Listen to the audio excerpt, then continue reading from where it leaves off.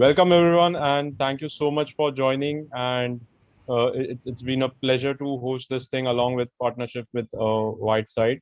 So let me just set the context right. Just to introduce everyone, welcome to the fourth touchpoint of FinTech OI. Myself, Sumit, head of FinTech initiatives at Startup Russo. And just for the everyone who is joining in for the first time, who is not sure about what FinTech OI is, what we do, who are we, what do we do. So FinTech OI was briefly built with the whole vision of similar vision which we had at a bunch of other initiatives with larger idea of converge, connect, and collaborate. And that being said, we have been setting up multiple touch points across this year till date. We This is the fourth one, being we already have had one other masterclass last month. We had two demo days further. So in case if you missed any one of them, make sure that you are following us on all the social media platforms. And with that, I would like to kickstart today's session, and just wanted to set a brief idea in terms of the whole uh, open banking platform. So I mean, like anyways are aware that the whole rise of the adoption of the new applications and services in the banking sector, the whole supportive government regulations, then the enhanced customer engagement with open APIs, and all these three things majorly leads to the adoption of open banking practices. And I mean, like the whole backbone of digital era is based on the information you provide to your bank and what services and your service providers. And the whole data is held in multiple silos, and that's where your service providers can share the information only if you allow it. So it's always a consent based approach through an API model. And the whole global banking market size is anyways expected to reach to more than 45 billion plus by in couple of years ahead. And I think this has been like quite without being further wasting much time, I would like to welcome Sanjeev Kumar. Sanjeev is the founder and CEO of WhiteSight. WhiteSight is a research firm that explores white space opportunities in the whole global fintech space. So I would like to welcome Sanjeev. Hi Sanjeev, over to you. Thanks, Amit. Thanks for the introduction. I'll just get started by sharing my screen. Let me know if it comes up. Yes, we can see the screen. Yes, we can see the screen, Sanjeev. Perfect. Thanks, guys. So today I'm going to talk about a little bit of evolution framework around open banking, because it's been a trend that has been unfolding for quite some time. And it's not just a local trend, it's a global trend where countries are coming or rather looking at open banking from different directions and taking initiatives, both from regulatory side as well as from incumbent bank side, fintech side. So we'll just explore a couple of trends that I've been witnessing with my work in the open banking space. So before talking about open banking, I just wanted to start with this quote. And I'm sure if you are in the fintech ecosystem, you would know who Patrick Collison is. If you don't, he's the founder of Stripe, which is one of the most successful fintech startups globally. And if you look at the code that he has written just a couple of months back, he's talking about a mindset of not trying to win everything. And that's a big statement coming from the guy who has built $100 billion company in a matter of 10 years and has expanded to almost every country, in the world. And that is what we really wanted to, explore. If you look at open banking, at the core of it is collaboration. At the core of it is trying to build ecosystems rather than trying to build behemoths. So with that background, I would like to move to the next part of the presentation, where we look at what's happening around the world. And if you look at global trends on open banking, it's driven by three major stakeholders. Obviously, the regulators are one of the key stakeholders who are driving open banking in certain parts of the world. Especially in the Europe and the UK region, regulators have taken the baton and have driven industry towards open banking for the last couple of years. But now even the regulators from other regions, especially the emerging markets like Brazil, Mexico, And even African markets are waking up to the open banking phenomenon. And we are seeing a lot of activity in the Middle East market, like Bahrain, Saudi, UAE, where regulators are trying to come up with a framework that will drive open banking in their respective geography. The second part is the market-driven approach, where if you look at countries like the US, they have been struggling to find a framework for open banking that is accepted by all, given the regulatory complexity which is there in the country. Despite not having a clear regulatory framework, US has gone ahead and have set standards on open banking with players like Plaid, Yachtley, MX doing great work and setting the stage for open banking participation from both banks as well as fintech. And the third is obviously the collaborative approach, where either the regulator starts and then the market joins, or the market starts and then the regulator joins. So if you look at the collaborative approach, India is probably one of the countries of many who has been leading the collaborative approach, where regulator is playing a role of facilitating the ecosystem development in the country, but is not mandating the banks to open up their APIs on a certain date. So that is what we call collaborative approach to open banking. And if you look at the map on the right, you can see that all these three different kinds of approaches have been in practice in different parts of the world. Moving to the next one, this basically tries to capture what are the attributes of these three different approaches that has been happening in different parts of the world.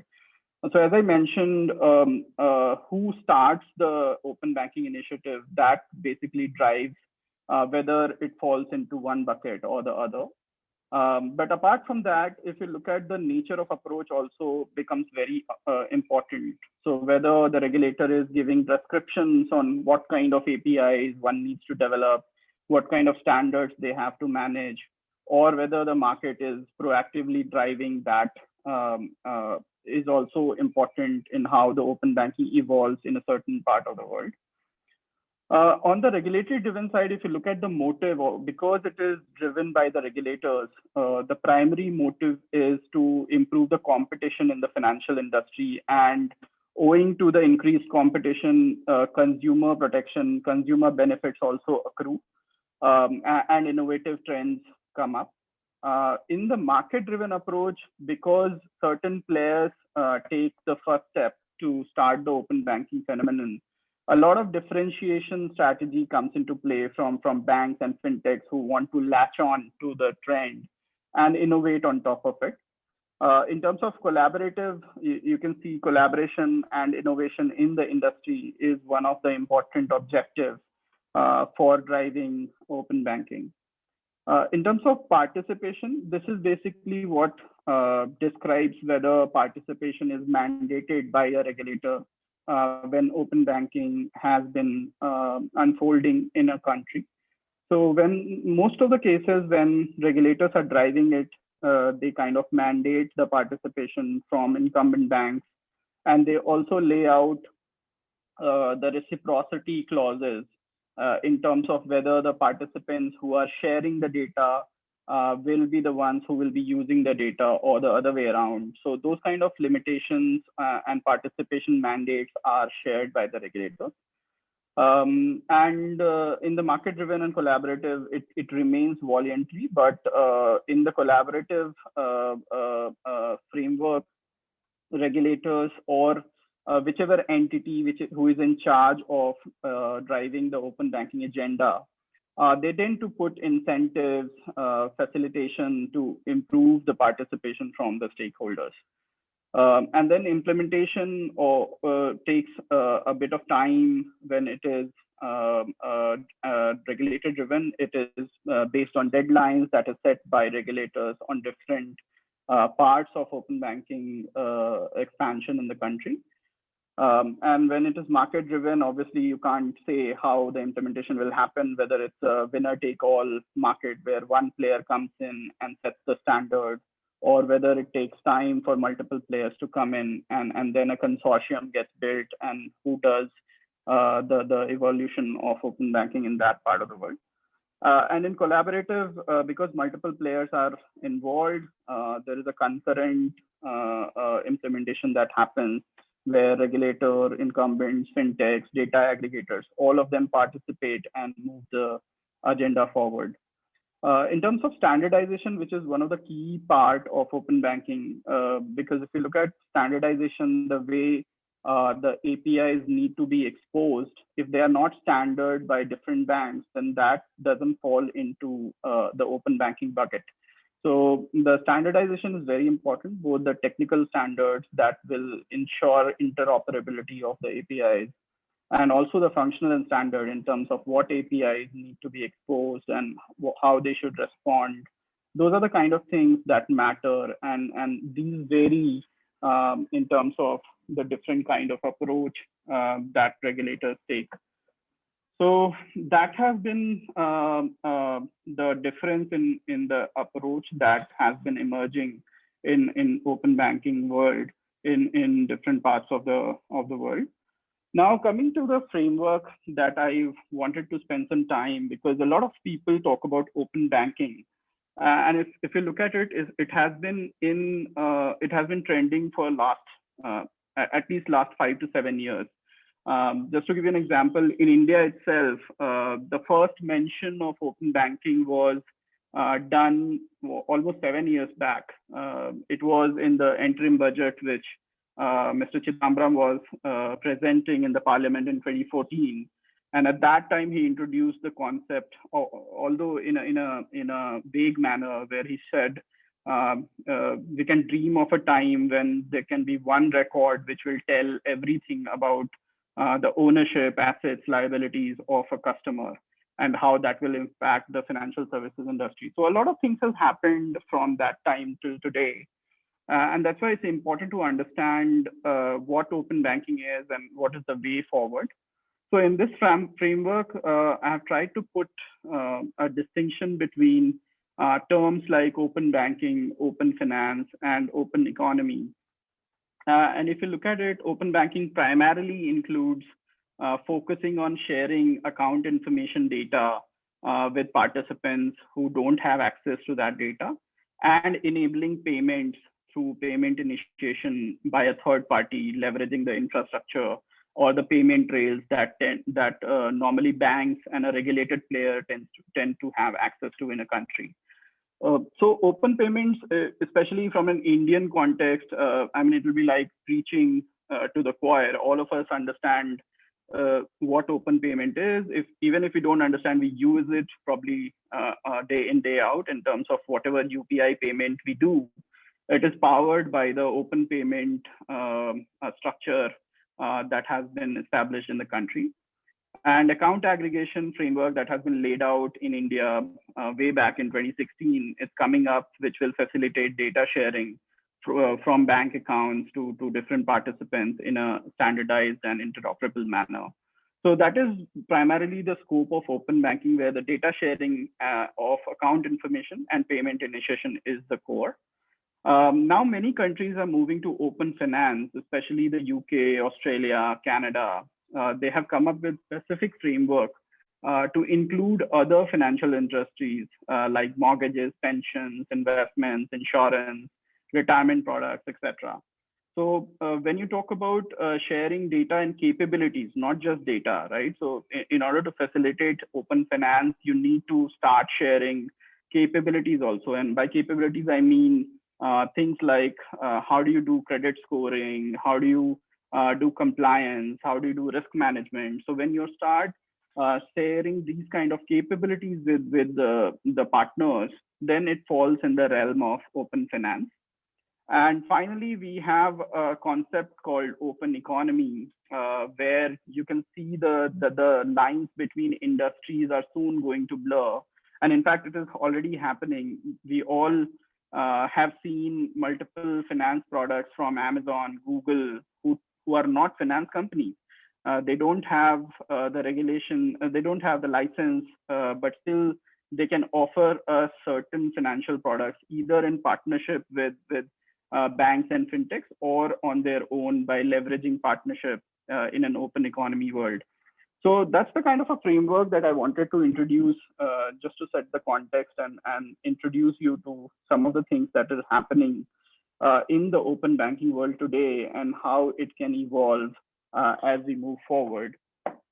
And what I've done, I've tried to capture a couple of examples to make it a little bit more tangible on what's happening in the open banking world. So if you look at it, open account information or account aggregation, that is very popular in almost every part of the world, because that enables a lot of ways in which banks or fintechs can aggregate insights about a customer behavior. And a lot of banks in the UK, they have taken a lead and actually have managed to do forward integration. So rather than letting a third party or a fintech do the job of account aggregation for a bank's customer, the banks themselves have launched an account aggregation proposition, which runs on top of open banking and aggregates the data for the customers to look at and make decisions. So banks like ING, HSBC, Santander, Barclays, almost all of them have their own personal finance management app, which runs on account aggregation feature. On the open payment side, I think a lot of activities has happened in terms of enabling third party to initiate payments, both P2P as well as P2B payments, where we can pay to merchants of all sizes and industries through digital payment mechanism without using any intermediary like a mobile wallet or a card or any other prepaid card, etc. So that's what happens in the open payment category. In open APIs, if you look at the kind of players that I have mentioned there, so these are the players who actually act as a plumber between a bank's core banking system or a back office system and a third party who wants to get access to the data. So in fact, today happens to be a watershed moment in the open banking space, where one of the players, which is mentioned in the bottom, got acquired by Visa. So Visa has acquired Tink for, I think, around 2 billion euros. And we'll have to see how Visa intends to make open banking play after this acquisition. But this acquisition can actually enable a global play of open banking, given the reach and scale of Visa. So those are a couple of the things that we wanted to share on the open banking space. Moving to open finance, if you look at the initiatives, especially from the digital banks in the UK, quite a lot of them have taken a lead, and because these are new banks, right? So they don't have a legacy technology or a legacy business model to worry about. So they have embraced open banking from word go. And because they focus on primary account products, right? So they focus on bank accounts, credit card, debit card, these kind of products, whereas they partner with other financial services provider and bring in products like investments, pension, insurance through open banking partnerships and enable a financial marketplace for their customers. The other example of open processes is very important, and that is where a bank or a fintech tends to collaborate with different players to access credit capability from that particular player, whether it is a credit scoring capability or it is a monitoring and collection capability. That is important. And coming to India initiative, personally, I felt the Open Credit Enablement Network, which was launched last year, which had a lot of scope in terms of facilitating data sharing, as well as improving the value chain of lending right across from distributions, origination, monitoring, as well as improving the loan collections. I mean, that can really take the digital lending quite a few steps forward. Open innovation is another thing that has been very popular, with banks collaborating with fintechs and technology providers in a collaborative manner, and then coming out with innovative products that they launch to their clients. And the final point is open assets. So this is one of the most trending phenomenon of the last 1 year.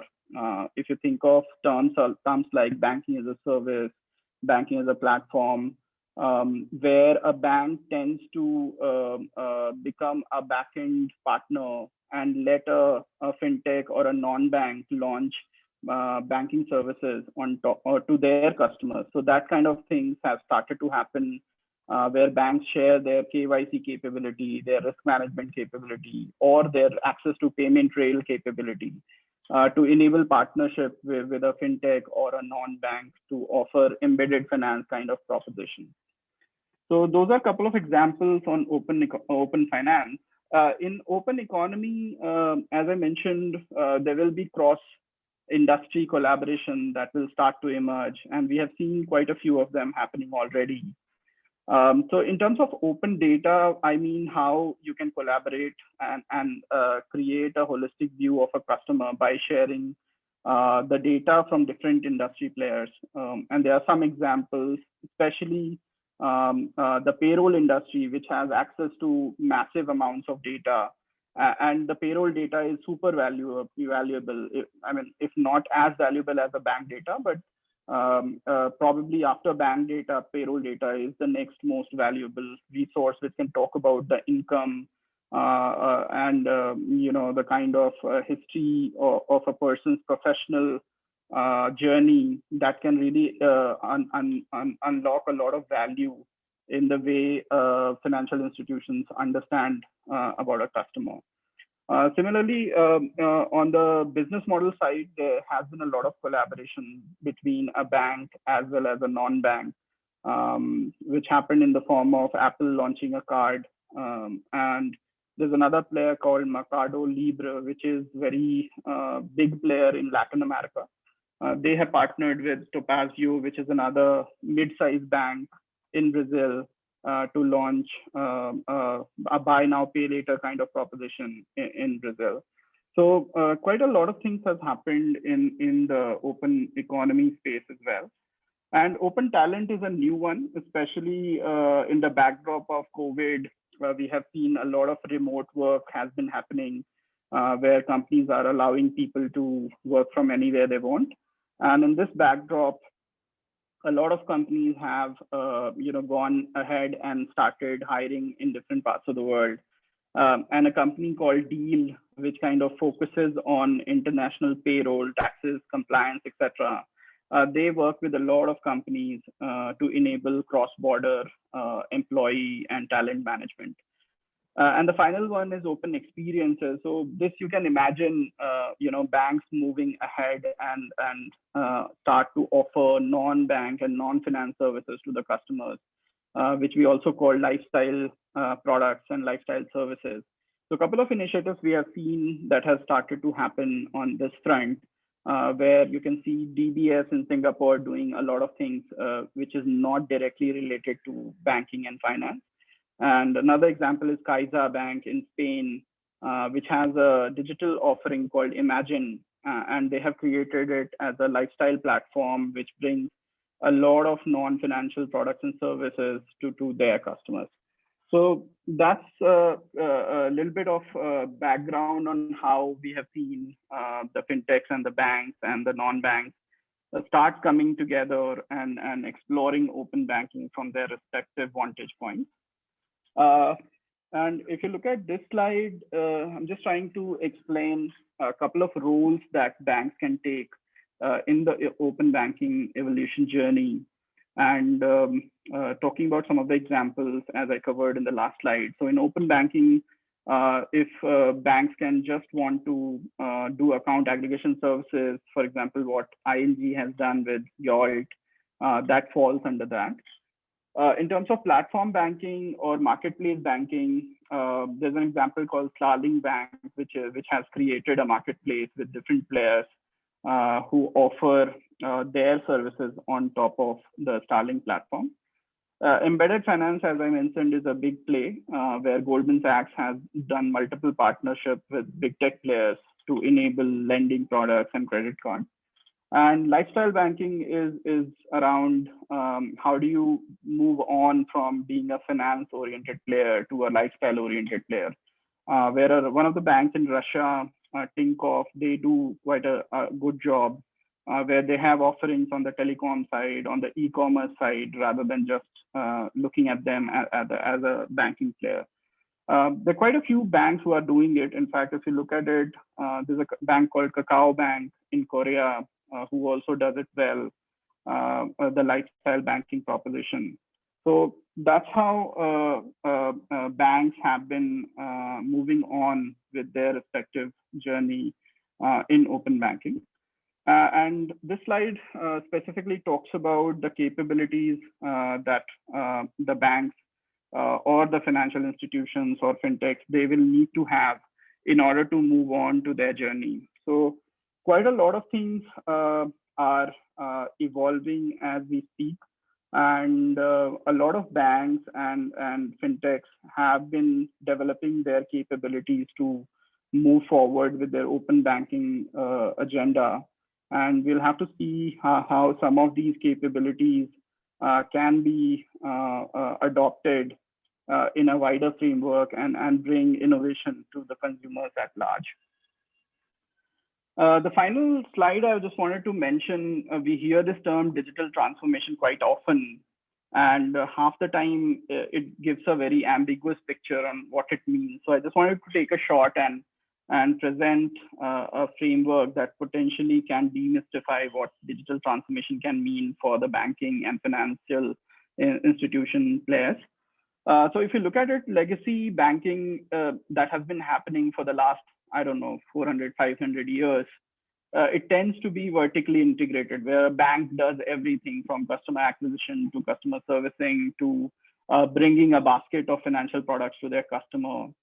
And obviously, this is a very enterprise-centric approach where what is good for bank happens more often than not. And then banks have a couple of assets like their branches or their relationship with the customer or their scale, which they tend to monetize. So that is what has been happening in the last so many years. And that is what I'm calling legacy banking. Now in digital first banking, we have seen the transformation happen on two degrees. So the first parameter on which the transformation has been happening is the business assets themselves have been changing. So if you look at digital banks, especially all the digital banks, whether it is a fintech bank or a digital subsidiary bank, they tend to focus more on data, customer relationship, rather than having people walk into their branch, etc. And they tend to focus on niche segmentation rather than serving every customer segment with every product possible. They focus on certain customer segments with very personalized and contextual products. And they tend to find a way to monetize the relationship over time rather than just leveraging their scale and their traditional assets. And the final stage, which is probably even more important and impactful than digital banking, could be platform banking, where a bank can aim to become a platform which can provide plug and play access to data as well as capabilities on which a lot of innovation can happen. And a wide and thriving ecosystem can be developed on top of that platform, which can hope to monetize the interaction that will happen between the platform participants and the consumers. And that will be the journey that probably will happen in the backdrop of open banking. So with this, I just wanted to hold off and hand it back to Sumit on how we want to move forward. If there are any questions, I'm happy to take it now or maybe after the fireside chat. Over to you, Sumit. Thank you. Thanks a lot, Sanjeev, for this amazing insight in the whole landscape of the whole open banking and giving us the whole idea in terms of what, where, and whom in the whole major ecosystem out here. I think if you want, we can take two questions right now, or directly we can jump to the fireside chat. and have a question and answer round at the end of the session. I'm good, Sumit. Whatever works for you. Sure. I think let's jump to the fireside chat, and for that we already have Sandeep as well as Arpit, who has joined in from. So Sandeep is the head of FinTech at AWS, and he leads all the major FinTech initiatives out there. And Arpit is the co-founder of SignZ. Hi Sandeep, hi Arpit. Hey Sumit, hey guys, hi Hi. everyone. Hi Sumit, hi everyone, hi Sandeep, how are you? Good, Arpit. I think this is the first we are seeing each other in what 1.5 years, I guess. Yeah, I think this is long time coming. Yeah, I guess after the whole COVID situation, it's been a similar situation everywhere where we are just catching up over virtual calls itself and not meeting in person. So with that being said, Sanjeev, I'll hand the mic back over to you, and you can set the context for the fireside chat and take it forward from there. Thanks, Sumit. So I'm delighted to host a very interesting panel with two experts who I believe have tons of experience working in the fintech ecosystem for quite some time. And I would love to pick their brains on what's happening in the open banking space and listen to their experience of working with clients, both in India and outside. The topic of today's panel discussion is open banking, the emergence of new digital business models. So Sandeep, maybe I can start with you. Open banking has picked up a lot of steam across the world, with Africa, Middle East, Latin America joining the fray with UK, Europe, and other parts of the world. How do you see the adoption happening in the global markets, and also what do you see happening in India going forward? Yeah, that's a good question. And like you mentioned in your presentation, banking has virtually been the same for the last 400-500 years. It's not changed.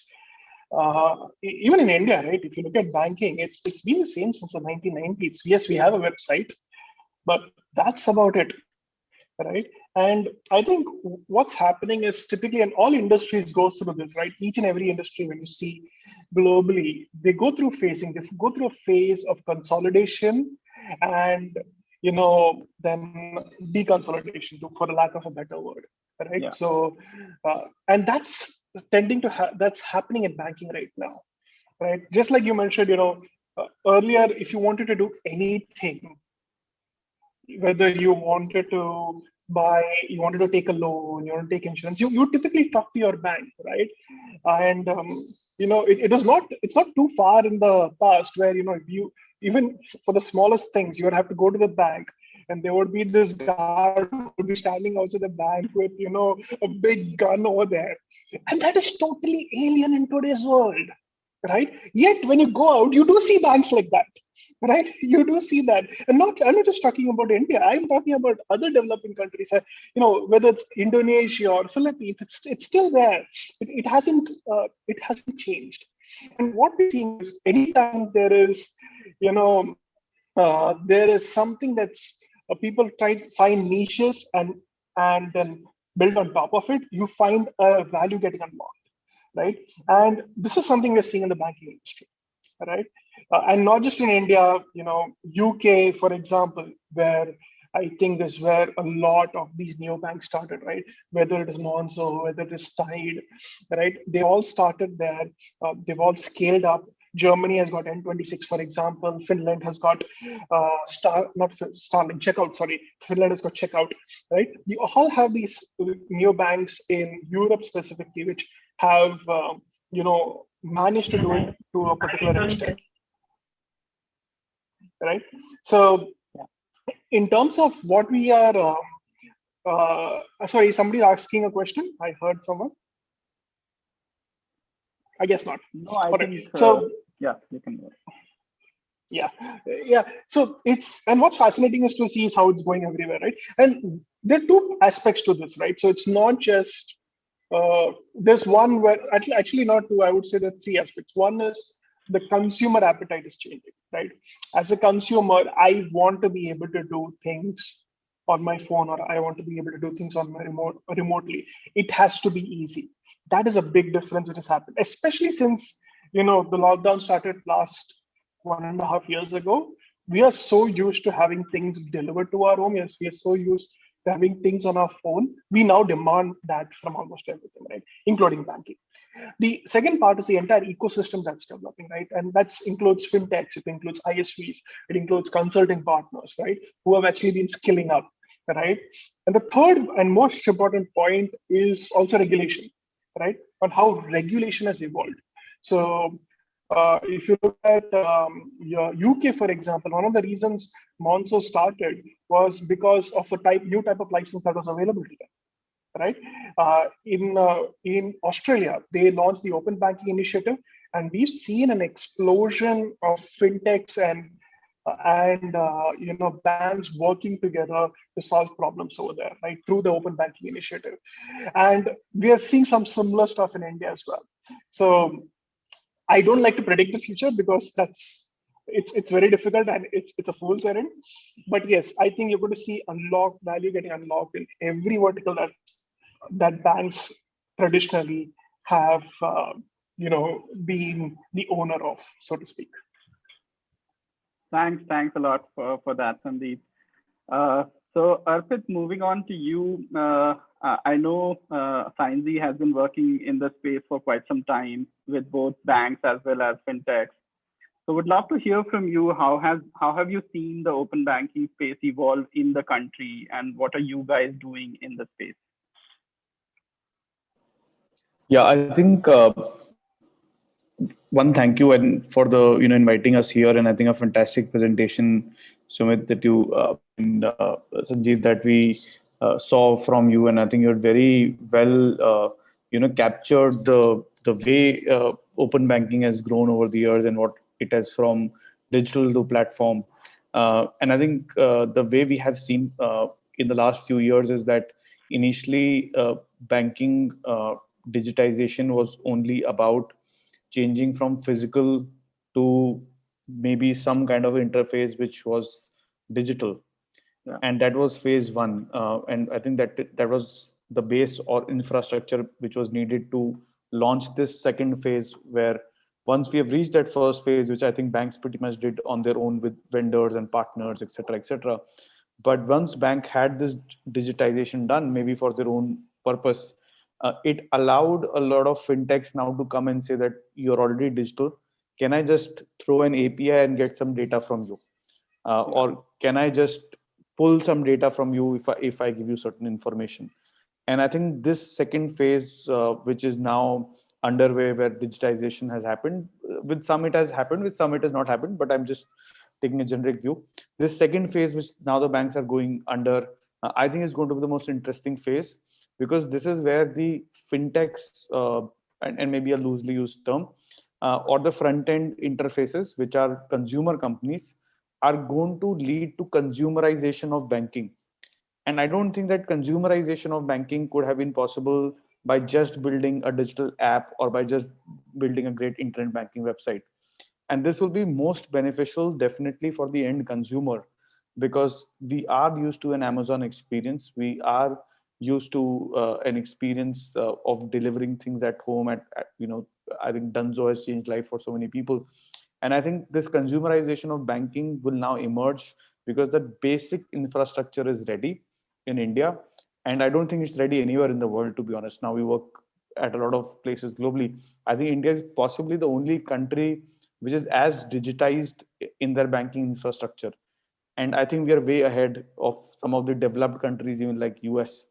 And this next phase, which is going to be driven through fintechs, through consumer companies, I think is going to be the most exciting space globally in financial. And personally, I'm very, very excited to see how this whole banking, which Sandeep was describing, this guard in front of the door, how your Flipkarts and Amazons of the world, how are they and companies like them going to completely transform this. The way we have seen grocery delivery being transformed, the way we've seen food delivery getting transformed. I think that kind of transformation is now going to happen in India. Perfect. Thanks a lot, Arpit, for your opening remarks. So coming back to you, Sandeep, I think Arpit touched upon it, the consumerization of banking and collaboration between multiple players, and India being ready in terms of technology. What are your views in terms of technology readiness, especially in terms of new technology like cloud native, API first, extensible architectures, etc.? Do you think India is as ready, or there are certain things that are still to be done? Yeah, that's a good question. Actually, if you look at let's take a step back, right? Let's say you are a fintech, you want to get into banking, you want to compete with today's banks, right? What are your advantages? Let's look at from that perspective, right? Banks are much more well capitalized.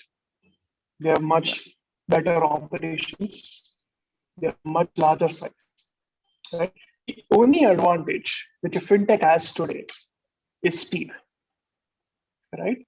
If you do not execute fast, you do not scale fast, even revenue doesn't matter, right? Yeah. I think Kunal wrote a point blocks, recently talking about how they're not going for revenue, and it makes sense. It's counterintuitive, but it makes sense. The reason it makes sense is once you got distribution in place, once you have scale in place, you can have an infinite number of business models that can work for you, right? So you want to focus on speed of execution or speed of deployment, and that's where fintechs actually have a big advantage towards banks, right? And where does this matter? For example, a lot of banks, even today, have like to be on premise for various reasons. We're seeing a lot of changes. We've seen a lot of them, use the cloud. But is it at the level at which fintechs are using today? Not that much, right? So as a fintech today, that is your advantage. Now I'll give you an example, right? So out of curiosity, how many services do you think AWS has got? I mean, and folks in the chat, just put a number.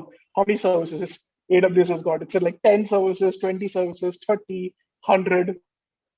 Let's give a few seconds, like 5 seconds, and if people put the answer in, just put it in the chat.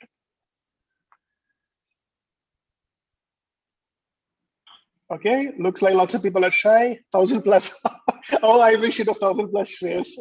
But it is 200, right? We are one from there. It's 200, almost 200 services. And that goes from, databases to compute, to analytics, to AI, to machine learning, to CDMs, right? And why do you have 200 services is because each of these services, we have different products for different use cases, right? So for, like just take databases, for example, right? You have so many different types of databases. You have what we call RDS, right? Relational database, which is your MySQL, Postgres. Amazon has got Aurora, which is essentially MySQL and Postgres, but it tries to run at the speed of Oracle, right? But not just that, we've created our own databases. We've created Neptune, which is our open source graph database. We have created a quantum database called QLDB, right? We have created a time series database, which is very useful for stock exchanges and brokers, right? Now, when you create all these different databases, fintechs don't have to reinvent it. You can use the database that suits your use case and deploy it, right? And a very good example is actually what Patience has done. So Patience, they give loans, right? And one of the things that they wanted to do is they wanted to identify fraud, right? And they wanted to identify what they termed as fraud rates. So what they did is they used Neptune, which is our graph database, to create a network of 330 million. So that is 330 million, 1/3 of a billion people and companies, right?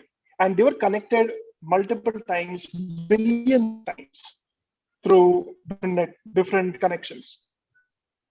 And on top of that, they ran machine learning using a service called SageMaker, right?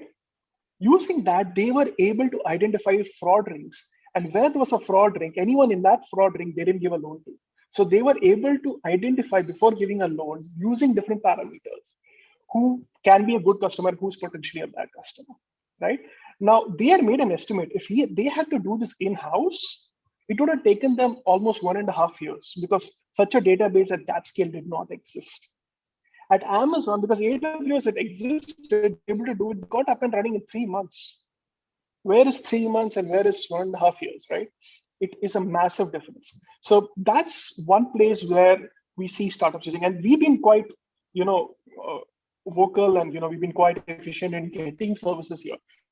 Not know that in India there is a data residency requirement.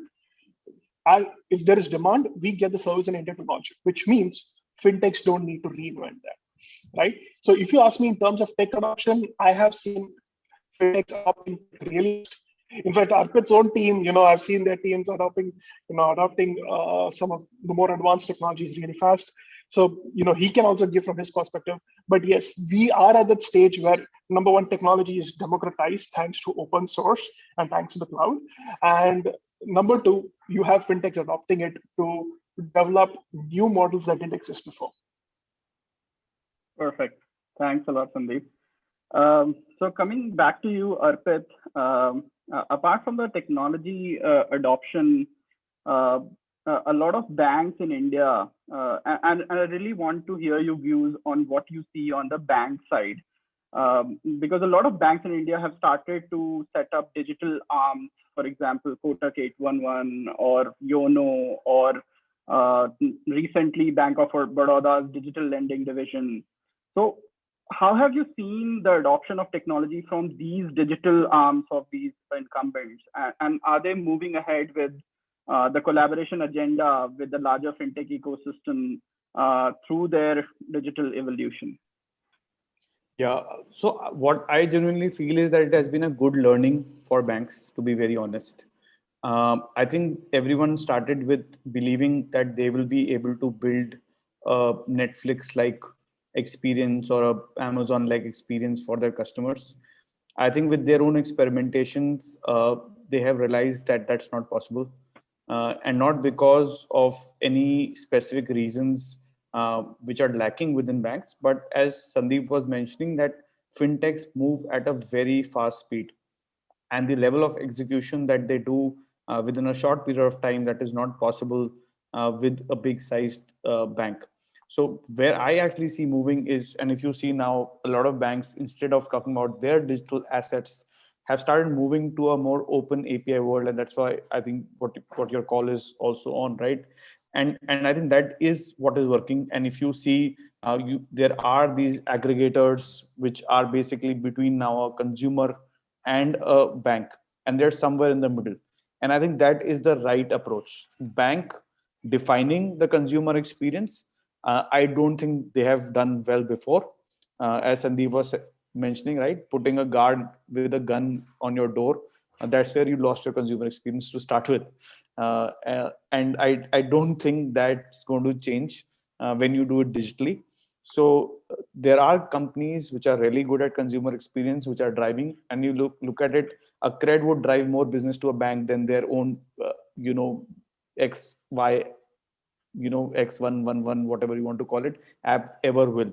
So leave the customer acquisition, leave the customer experience to people who are good at it, and concentrate on building great digital infrastructure within your bank. And if you see, apart from the media hype around it, the banks which focused on building great backend infrastructure have done fantastically well when it came to open banking and partnering with the right fintechs, versus banks which were trying to create more monopolized digital assets have actually lagged behind. And as this progresses, because it's far easier to build an app versus changing your backend infrastructure. So as this time progresses, you will see the banks which have done well on backend infrastructure will start moving far ahead of the banks which now have opened their eyes, and they feel that they should not own the consumer experience and should be the backend. And I don't see any future in bank trying to own a digital asset or the front end consumer experience. I think the fintechs and consumer companies, not only fintechs, because we're moving into world of embedded finance. So let's just call them consumer companies. I think they're going to completely smash this out of the park. So I don't think banks should even try owning that consumer experience. They should just be great at that backend infrastructure. Perfect. So that drives me well in the next part of the panel agenda, which was embedded finance. And probably, every time we hear or speak embedded finance, if we get a penny, we all will be millionaires by the end of it. So just wanted to start with you, Sandeep, on embedded finance, because Amazon has multiple plays, right? So you guys are enablers of embedded finance. Amazon as a marketplace is also provider of embedded finance. So how do you see the phenomenon emerging across the planet? And also, do you see India is ready with embedded finance in a big way? Yeah, so I don't work with the retail division. I work with, the cloud division, right? They're separate companies. But, to be honest, I don't like the name embedded finance, right? And there's a reason for this. The reason is, I think, as a founder, so I was a founder before this. I've done 2 startups before joining Amazon and building the FinTech vertical here, right? But as a founder, right? And when you speak to founders also, they don't think, oh, I want to start an embedded finance company. No one thinks that way, right?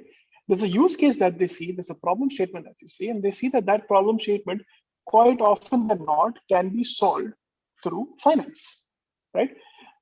Let's just take a very simple use case. So I was about just before the lockdown started, right? So I think this was January end last year. I went to one of the biggest one of the big phone companies, and I got a phone, right? It was not too expensive, but I would say it's a mid-range. And and he asked me a question: would you like to take like zero interest finance, right? The typical embedded finance. That's where the embedded finance comes. I said, like, no, I'll just pay it off. And he just stared at me, for a second. And I could figure out, this is not normal for him. Right? So this was at the physical shop. And yeah, sometimes, yes, I do go and shop in physical shops as well, at least pre-lockdowns. So I asked him, this I found it very interesting because of his facial expression, right? Because clearly a lot more people were leveraging the zero EMI interest than I thought. So I asked him, what percentage of customers that walk in through your door end up taking, paying upfront, right, the entire amount? And he said, like, and I was shocked because he said, like, about 85 to 90% take it on EMI, right, of the products that they buy. That was big, right? And this actually makes sense if you look at it, right? If you want to buy a good phone, right, even if it's a mid-ranger, it is out of reach of most Indians, right? The average Indian, salary is not that high. The only way you can actually enable them to fulfill their dreams and enable them to buy the product that they want is by addressing that issue, right? And which is where finance comes in, because it's no longer, what we've essentially done is we have converted a product problem into a finance problem, right? And if you look at embedded finance, that's what it tends to do from time to time. You'll see the similarity, right? It converts multiple product problems into a financial problem that can be solved easily. So, you want to buy the large screen TV, it's too expensive. Then you say, how do we get the large screen TV? How do we bring down the price? Can we find a cheaper LED? Can we find a cheaper processor, this versus that, or do we, whatever, right? And you would say, hey, let's not worry about that. Let's just convert it into multiple EMIs. It is now can be owned by almost anyone, right?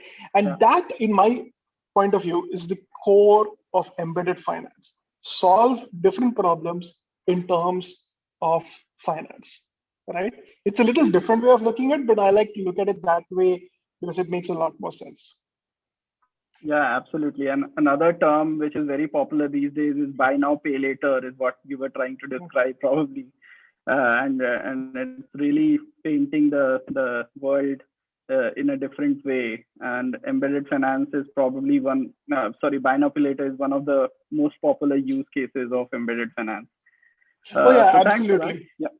Absolutely. So incidentally, sorry for a short segue, but we were this was maybe in 2016, 2017, we were having a discussion with what was Citrus Pay at that time, and so I had Jiten with me, and one of the things, and that was Jiten's thing, right? He wanted to launch this buy now pay later product called Lazy Pay, right? And that was the very first product they launched actually on AWS, and they were able to launch the whole thing in 2 weeks, which kind of shocked their team that they were able to do it so fast, and then led them to migrate to AWS completely.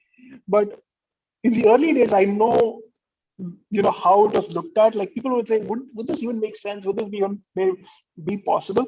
And today it is kind of like, if you don't have that option, if you're not looking at it from that lens, there's something wrong, right? So it's fascinating to see how BNPL has become, something that was on the outskirts of finance in India to mainstream now.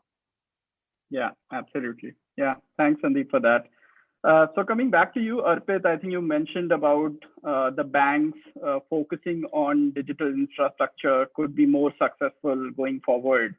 And probably one of the most important drivers of embedded finance is that, right? So banks who are able to share their infrastructure capabilities with front-end players through another trending topic called banking as a service, which I would love to hear from you. What do you think banking as a service is, and where do you think the banks have started to offer that to the front-end players?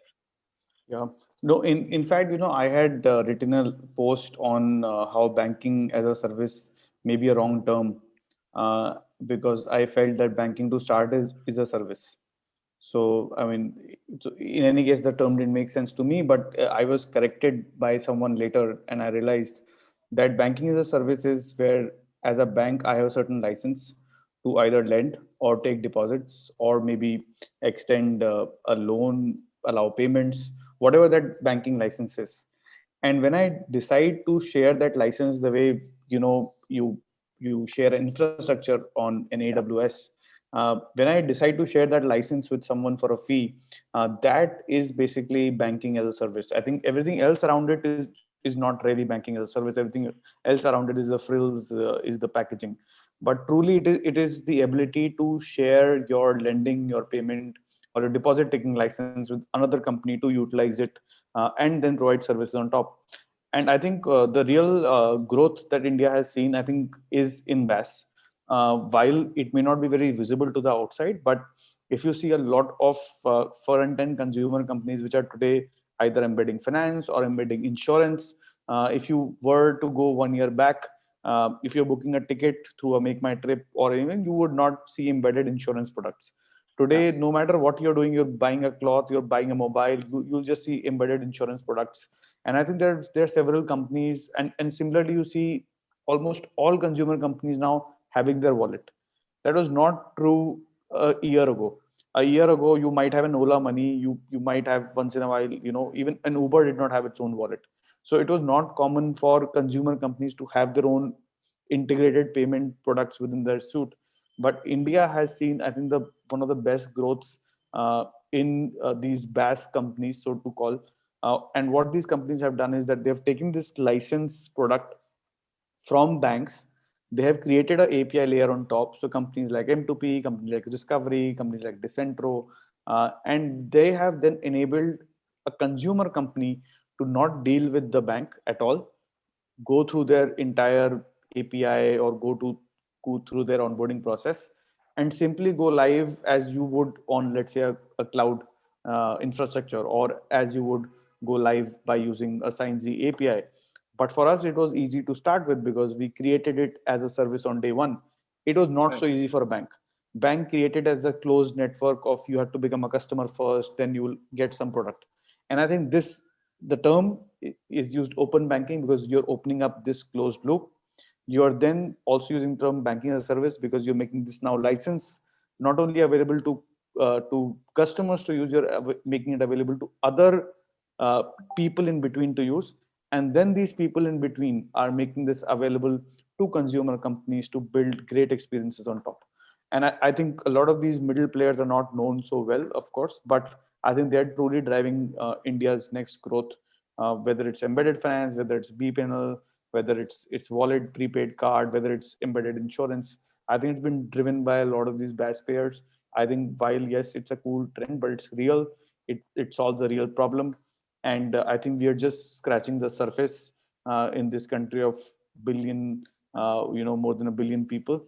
And I think the kind of growth you'll see in this sector, I think will be an eye opener for everyone who is today betting on fintech. I think even they will be surprised with the kind of growth we'll see in this space. Perfect. Thanks a lot for that, Arpit. So Sandeep, coming back to you, I think in the beginning you mentioned about quite a lot of neobanks, especially from Europe, who are leveraging open banking using their technology forward behavior. So would love to hear from you what is happening in those worlds around neobanking and how they are moving ahead with the open banking agenda. Right. So, and I agree to Arpit's point about opening up the licenses. Like something that we're seeing across the world is how the partner bank model, right, for neobanking is actually working. Right, you have banks which they themselves don't have the license, but they partner with another bank who has the license to essentially leverage their license to start banking operations or some of those operations. Right? And I think that's been one of the key things which have changed in the last few years, right? And I think it started with Europe first, with the likes of Tide. You had checkout over there as well. And one thing which people tend to sometimes miss is the tech aspects of this, right? When you especially operate with a partner banking model, right? Leveraging another bank's license. One of the things you have to do is your tech has to speak to the bank's tech. That is, like Arpit can tell, it's a much more complex thing than people assume, right? While some banks do have APIs, not everyone does, right? And sometimes from a tech perspective, it's a much bigger challenge, right? And I'll give you an example, a very recent example. So one of our customers in India, for example, Neo, right? They wanted to completely revamp their architecture, not just to save costs, but to make it easier, because the way they are structured, a part of their deployment is also on the bank's premises, right? So they are on AWS, but they're also on the bank. And this is not uncommon, by the way. This is not uncommon, right? It's quite common to see a split architecture. And how do you do that, right? It's from a tech perspective, it's not an easy problem to solve. So we actually help them completely containerize, right? So one of the buzzwords which has been around for a while is containerization. So we help them containerize using EKS. EKS is our Elastic Kubernetes service, which is essentially the Kubernetes containers, right? And not just that, they were able to do. It had to be a PCI DSS compliant architecture, right? So we enabled them to convert their entire architecture into a containerized PCI DSS compliant architecture that worked not just on AWS, but also worked on the bank's premises. Right? And that was a major win for them because they were, number one, because they were containerized, they could save costs, because if you need more scale, you just spin up more containers. And at the same time, it allowed them to have one team focusing on both and need not have hired two teams, right? Because think about this. If you are not able to do it, you need to have one team that focuses on AWS, the other team that focuses on premise. People don't think about this. These are real problems that happen, right? And the thing is, our learning is the same thing actually incidentally, in a way, happened at Monzo as well. Right, and in Monzo, what they did is they were using AWS bare metal servers, right? And they fell into similar problems. So they made this whole journey from bare metal to completely serverless to containers, and today they run like thousands of microservices, right? And the reason they run thousands of microservices is so that if one fails, number one, it's easy to scale each of them independently. Number two, if one fails, it doesn't cascade into the others, right? It kind of decouples your entire architecture, which means your overall uptime is higher, right? And if you see a lot of the downtimes which happen not just with banks or sometimes with other players as well, it's because of something that cascades into the rest of the infrastructure. When you have a decoupled infrastructure, that does not happen, which is what the microservices architecture enables you to do, right? That has been one of the biggest learnings for them, and we've been seeing, across other customers as well. Another example is checkout, right? Checkout took a very different approach. They said, you know what, we don't even want to deal with servers. We want to make it serverless, right? Now, here's the best part. AWS has got a serverless service called Lambda, right? And for folks who don't know what's a serverless service, it's essentially you don't have to manage servers. You just write the code, it will execute and come back, all right? Now, Lambda is PCI DSS compliant, which is, I think it's probably the only serverless service which is PCI DSS compliant. So they were able to write their services, some of the critical service, I don't know if it's critical or not, but some of the services in Lambda, and that enabled them to scale independently, right? And not even think about servers. So the interesting part actually from my perspective has always been the tech aspect of it, which tends to at times get overlooked. But you see, and the reason I'm talking to you about this is you've seen three different approaches, and all three approaches are valid, right? It's more about what is the best fit for a given problem. Absolutely. So we're running out of time. I just wanted to have one last question. And a lot of times we talk about the retail and individual opportunity of open banking or digital banking.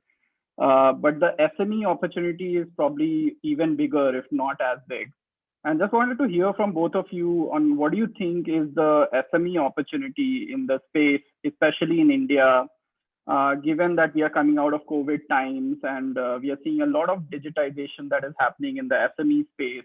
Whether you look at Khata Book or tax players or accounting players, a lot of digitization is happening from different directions. So would love to hear from you, maybe starting with Arpit. Do you think SME is a very lucrative opportunity in the open banking and digital banking space?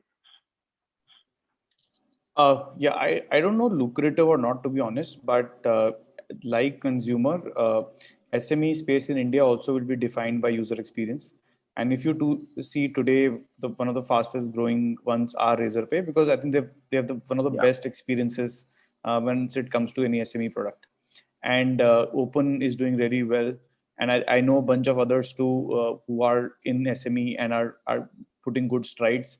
Of course, the challenge is that unlike a consumer where the banks are more ready, in an SME, the readiness is not at the bank. So what I was talking about in terms of the readiness of the infrastructure, in terms of readiness of the BaaS layer, that was very ready for a consumer. You had the KYC, you had the complete opening of account API, you had the lending API, you had the cards API. So that part of banking is not ready. But I think you're going to see the same trend. The banks which put more investment to make the onboarding simpler for their SMEs and the products availability like settlement, cash withdrawals, vendor payments, etc., simpler in terms of API, will eventually dominate the future fintech plays which are going to come from front-end companies. And I have no doubt.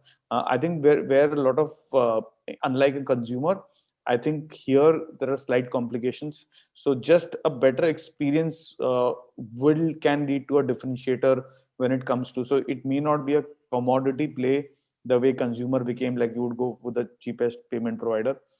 This may become a differentiated experience play and therefore can become lucrative, because just the technology experience may make an SME switch from one bank to other. Great. Final remarks from you, Sandeep, on this?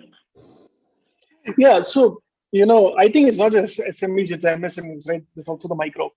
And, I think the jury is out whether it's going to be lucrative or not. but there is a need without doubt, right? And we've actually been focusing a lot. We do Sambhav, which is our SMB event. We made a lot of noise around it. We've been trying to digitize SMBs through what we call the digital suite for SMBs, which is we created, and there's a lot of bunch of fintechs that's part of that digital suite, right? So yeah, digitizing SMBs, I think, is MSMBs especially is very important. And we still at very early days on that, like Arpit said. The other thing I think is you're going to have different solutions, right? It's not going to be the same solution that works for a big enterprise. From a banking point of view, is going to work for an SMB. They're going to have very different requirements, and they're going to have very different products as a result.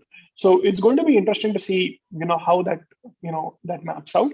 We do have, in lending at least, we have, lending companies that focused only on SMEs, right?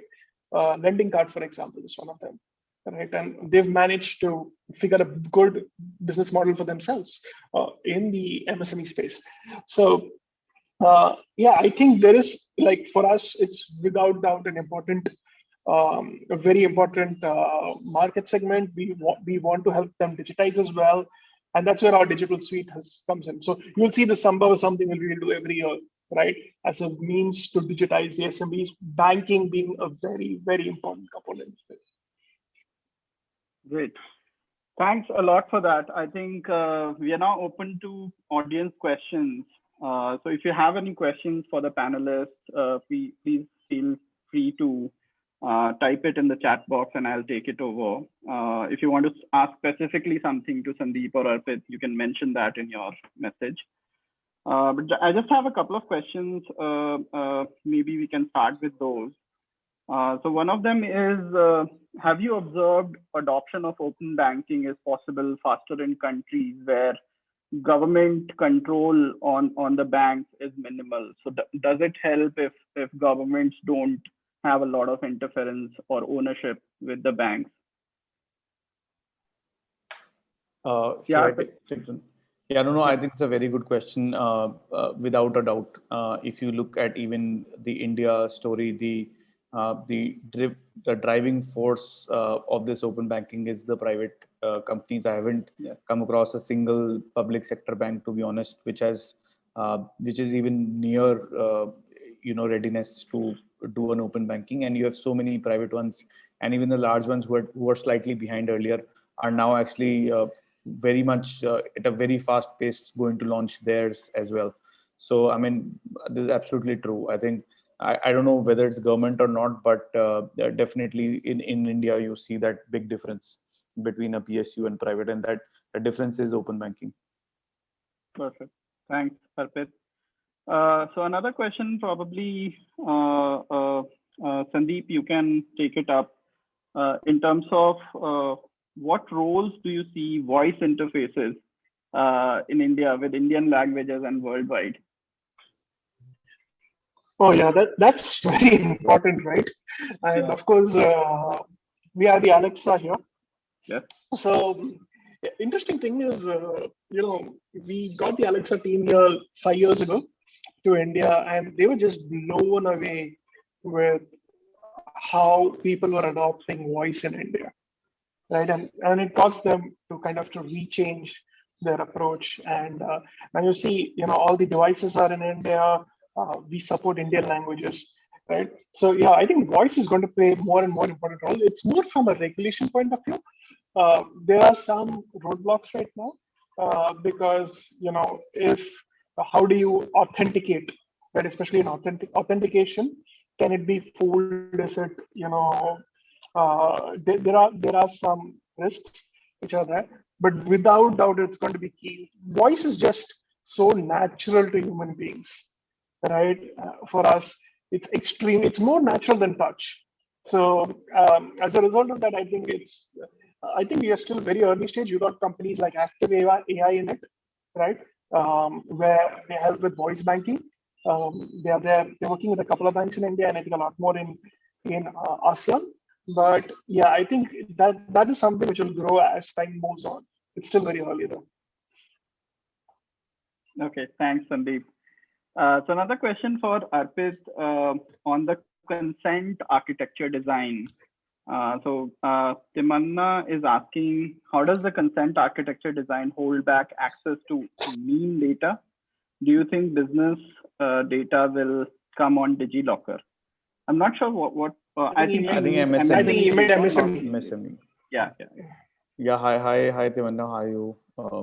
I think doing well. So no, I think eventually yes. If you see GST itself is a sort of a consent architecture to get all the data you want on MSME. I think the only thing we are saying maybe is it will get better, but that consent to pull MSME data is there in GST today. Maybe it excludes certain ones, but eventually that's true for that urban and rural divide, which continues to plague a lot of financial inclusion efforts. So I think there is a part of economy which has remained and I think will remain outside this data pyramid that we've created, whether it's Aadhaar or GST. But I think the MSME data now it will be more available with tools like GST and yeah, I think consent architecture without a doubt. I don't think we will move ahead without it. And we've seen that Aadhaar experience, and we've seen that whole legal, which went way up to Supreme Court. So I think if any part of this India implements without a good consent architecture, I think we're going to see a pushback from regulators and from Supreme Court or other legal functionalities. Great. Thanks, Arpit. So another question, I think, for you, Sandeep, on data privacy and ethics. And if you can touch upon how does that work in the Amazon ecosystem, any SOPs that you guys follow to give confidence to the participants? Yeah, so I think there's another question on voice before that also. So I'll address it since it was previous answer. So, for those who want to use voice, we have multiple AI services. Lex is one of them, Poly is another one of them. Feel free to check it out, Lex and Poly. Those are our NLP and our text-to-speech AI services, which help with voice, right? And if you think about Lex is nothing but it comes from Alexa as the middle three words, 3 characters of Alexa. You remove the A's and you get Lex. That's where it comes from. So it's essentially what you get in Alexa, but it's in a service that you can actually use, right? In terms of data, see, it's not just data privacy, it's also data security, right? I think fintechs forget data security a lot, and security of data is paramount. So what we've actually been doing is we've been running bi-monthly security workshops open for anyone to attend. You should attend it. We get a security experts to work with the biggest fintechs in India and Asia to speak over there. In addition to that, if you're interested, we conduct security deep dives with you. If you're an AWS customer, we'll also put in a partner to do a security review for you, right? Where they will review our architecture and they'll tell you what are the issues, whether that's solved. And that's the first step. So before you go to privacy, it's actually security, which is really important. And there's a lot that you could do over there. And I would say just keep your ears out. You will see a lot more noise from us around security. We have already been doing. There's I think one which is scheduled either in July, which we are doing. But if anyone wants like a security to be audited, if you're a fintech and at a certain scale and you want a security review, let us know. We'll help you figure that out and either invite you to one of the workshops we are doing, or set you up with a one-on-one security review. Great. Thanks a lot, Sandeep and Arpit. I think we have just run out of time. If you have any questions, I think Sumit will route it to the panelists and we can come back to you. But just wanted to take this time to thank both of you for sharing your insights and examples, use cases, etc., with the audience. Thanks a lot, both of you. Over to you. Thank you. Sumit. Thank you. Thank you. I think Sumit, some people are asking for my email ID. Please feel free to share it later with whoever wants it. Thank you, guys. Sure, Sandeep, will do. Thank you, Arpit. Thank you, Sandeep, and thank you, Sanjay, for your time and for this event. And also like to thank you all the audience members for here to come for this masterclass also. So also we have another sessions coming up on 2nd July. That is our global inspiration tool with Visa. We will send the registration link to you shortly. Also, thank you to our Sciency and Open for being a primary sponsors of FinTech OI for this organizing the whole initiative for to accelerate the FinTech innovation in India. And thank you so much for this coming over here as well. Again, thank you so much everyone for being a good audience over here. Thanks, Arpit. Thanks, Sanjeev. Thanks, Sandeep.